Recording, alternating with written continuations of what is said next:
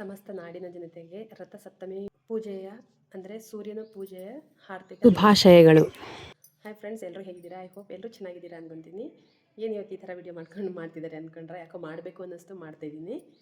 ಏನಪ್ಪ ಅಂತಂದರೆ ಇವತ್ತು ಭಾನುವಾರ ರಥಸಪ್ತಮಿ ಪೂಜೆ ಇದೆ. ಅಂದರೆ ರಥಸಪ್ತಮಿ ಅಂದರೆ 7 ಕುದುರೆಗಳನ್ನು ಏರಿ ಸೂರ್ಯ ಬರೋ ಒಂದು ಸಮಯವನ್ನು ರಥಸಪ್ತಮಿ ಅಂತಲೂ ಹೇಳ್ತಾರಂತೆ. ಯಾಕಂದರೆ ಇದು ಸೂರ್ಯನಿಗೆ ಅಂತಲೇ ಮುಡುಪಾಗಿಟ್ಟಿರೋ ಒಂದು ದಿನ ಅಂತ ಹೇಳ್ಬೋದು.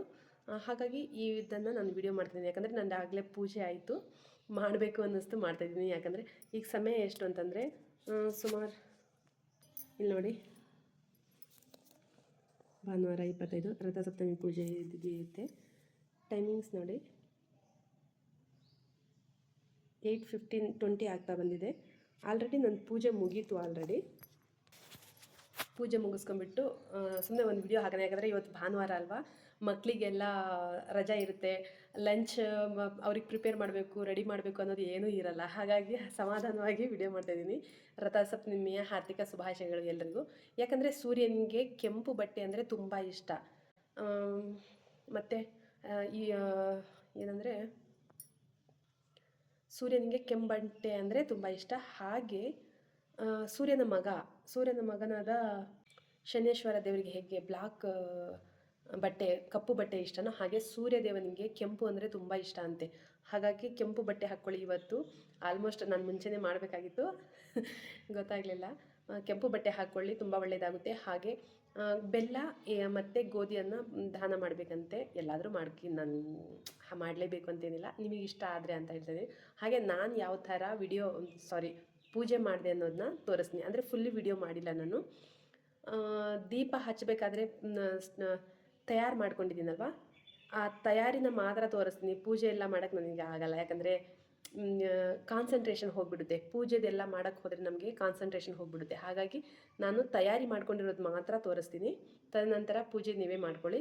ಇದಕ್ಕೆ ಬೇಕಾಗಿರೋದು ತುಂಬ ಒಳ್ಳೆಯದು ಅಂತಂದರೆ ಎಕ್ಕೆ ಗಿಡದ ಎಲೆಯಲ್ಲಿ ಪೂಜೆ ಮಾಡ್ತಾರಂತೆ. ಹಾಗೆ ಗೋಧಿ ಇಟ್ಬಿಟ್ಟು ಗೋಧಿ ಮೇಲೆ ದೀಪ ಇಟ್ಟು 2 ದೀಪ ಇಟ್ಬಿಟ್ಟು ಅದರ ಮೇಲೆ 7 ಬತ್ತಿಯ ದೀಪಾರಾಧನೆ ಮಾಡಬೇಕಂತೆ. 7 ಬತ್ತಿ, 7 ಎಲ್ಲ ಕಡೆ 7 ಬತ್ತಿ, ಒಂದೇ ಹತ್ರ 7 ಬತ್ತಿ ಅಲ್ಲ, ಎಲ್ಲ ಕಡೆ ದೀಪದ ಎಲ್ಲ ಕಡೆ 7 ಬತ್ತಿ ಇಟ್ಬಿಟ್ಟು ಎಳ್ಳಿನ ಎಣ್ಣೆ ಹಾಕಿಬಿಟ್ಟು ಮಾಡಬೇಕಂತೆ ಪೂಜೆ. ಬಟ್ ನನಗೆ ಎಳ್ಳೆಣ್ಣೆ ತಂದಿರಲಿಲ್ಲ, ಹಾಗಾಗಿ ದೀಪದ ಎಣ್ಣೆಯಲ್ಲಿ ಎಳ್ಳು ಹಾಕಿಬಿಟ್ಟು ಪೂಜೆ ಮಾಡಿದೆ. ಈ ವಿಡಿಯೋ ನಿಮಗೆಲ್ಲ ಇಷ್ಟ ಆಗಿದ್ರೆ ಲೈಕ್ ಮಾಡಿ, ಶೇರ್ ಮಾಡಿ, ಕಮೆಂಟ್ ಮಾಡಿ ಅಂತ ಹೇಳ್ತಾ ನೋಡೋಣ ಬನ್ನಿ ವಿಡಿಯೋನ.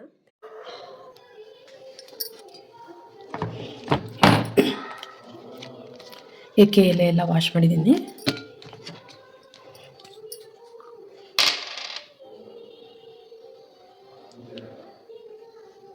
ಗಂಧ ತಂದಿರೋದು, ಗಂಧ ಹಚ್ಕೊತಾ ಇದ್ದೀನಿ.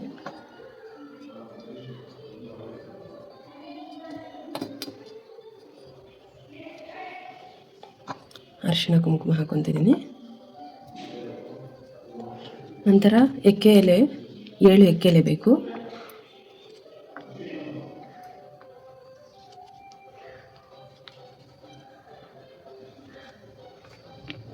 ನೋಡಿ, ಕರೆಕ್ಟಾಗಿ ಹೋಯ್ತು ಅಲ್ವಾ?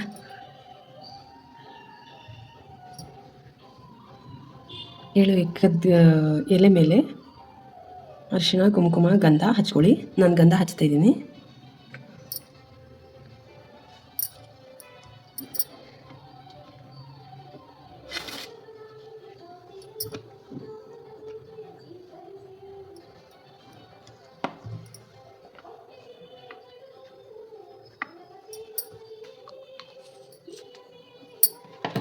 ಗಂಧ ಆದಮೇಲೆ ಅರಿಶಿಣ ಹಚ್ಕೊಳ್ಳಿ.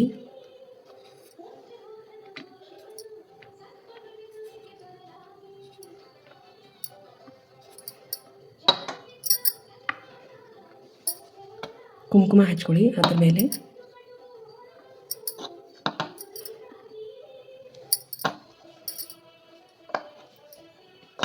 ಕುಂಕುಮ ಹಚ್ಚಿದಾದ್ಮೇಲೆ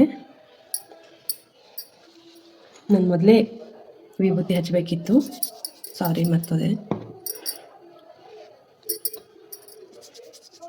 ಮುಂದೆನೇ ಇಟ್ಕೊಂಡ್ಬಿಟ್ಟು ನಂತರ 2 ಸಲ ಗೋಧಿ ಹಾಕ್ಕೊಳ್ಳಿ.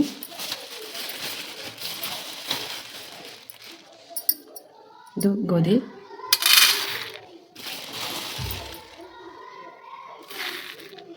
2 ದೀಪ ಇಟ್ಕೋಬೇಕು. ಇದಕ್ಕೆಲ್ಲ ಅರಿಶಿಣ ಕುಂಕುಮ ಗಂಧ ಹಚ್ಕೊಳ್ಳಿ.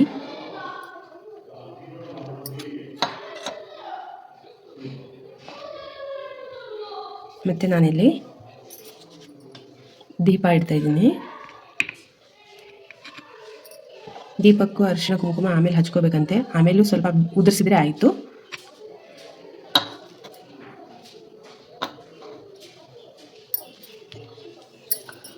ನಾನು ಎಣ್ಣೆ ಹಾಕಬೇಕು. ಎಣ್ಣೆಗಿಂತ ಮುಂಚೆ ನಾನು ಎಳ್ಳೆಣ್ಣೆ ತಂದಿಲ್ಲ, ಹಾಗಾಗಿ ಎಳ್ಳು ಹಾಕಿಬಿಟ್ಟು ಎಳ್ಳು ದೀಪ ಹಚ್ಚಿಸ್ತೀನಿ. ಇದು ಎಳ್ಳು ದೀಪ, ಎಳ್ಳು ಇದು ಎರಡು ಮಿಕ್ಸ್ ಆಗಿದೆ. ಕರಿ ಎಳ್ಳೆ ಇರಬೇಕು ಅಂದ್ಕೊತೀನಿ. ನಾನು 7 ಬತ್ತಿಗಳನ್ನು ಹಾಕ್ಕೊತಿದ್ದೀನಿ. ಸೂರ್ಯದೇವನಿಗೆ 7 ಅಂದರೆ ಇಷ್ಟ ಅಲ್ವಾ, ಹಾಗೆ 7 ಬತ್ತಿಗಳನ್ನು ಹಾಕ್ಕೊತಾ ಇದ್ದೀನಿ.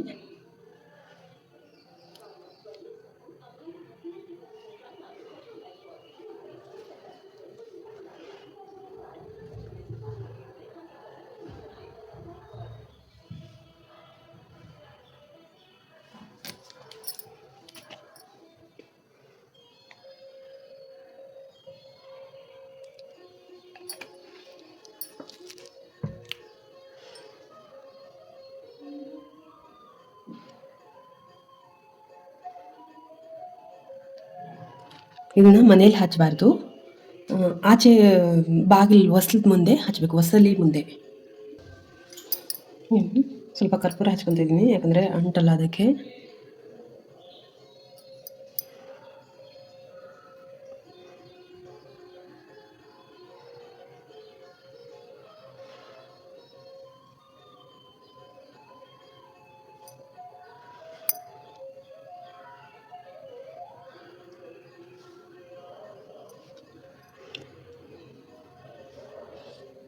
ಏನಂದರೆ ಬೇಗ ಅಂಟುತ್ತೆ ಇದು ಅಂತ ಅಷ್ಟೇ, ಇಲ್ಲ ಅಂತಂದರೆ ಅಂಟ್ಸೋಕ್ಕೆ ತುಂಬ ಹೊತ್ತು ಬೇಕಾಗುತ್ತೆ ಅಲ್ವಾ.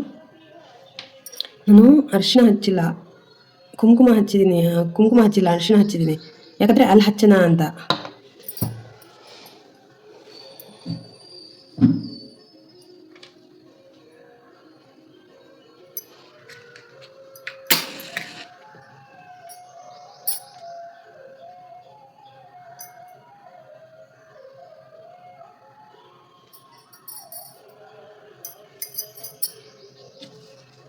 ಹಚ್ಚಬೇಕಿತ್ತು.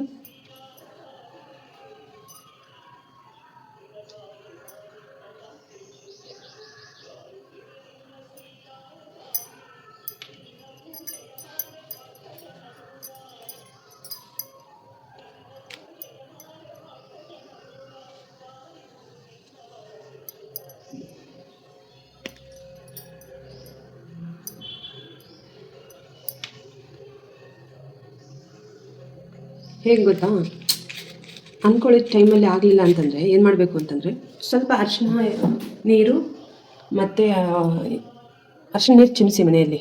ಫಸ್ಟ್ ಮನೆಯಲ್ಲೆಲ್ಲ ಪೂಜೆ ಮಾಡಿಕೊಂಡೆ. ಪೂಜೆ ಮಾಡಿದಾದಮೇಲೆ ದೀಪ ಹಚ್ಚಿದಾದಮೇಲೆ ಈಗ ಆಚೆ ಹೋಗಿ ಸೂರ್ಯ ತಂದೆಗೆ ದೀಪ ಹಚ್ತೀನಿ. ನಾನಿಲ್ಲಿ 7 ಅಶ್ವದಳ ಬಿಡಿಸಿದ್ದೀನಿ. 7 ಅಶ್ವದಳ ಬಿಡಿಸಿ ಇಲ್ಲಿ ಸೂರ್ಯ ಬಿಡಿಸಿದ್ದೀನಿ.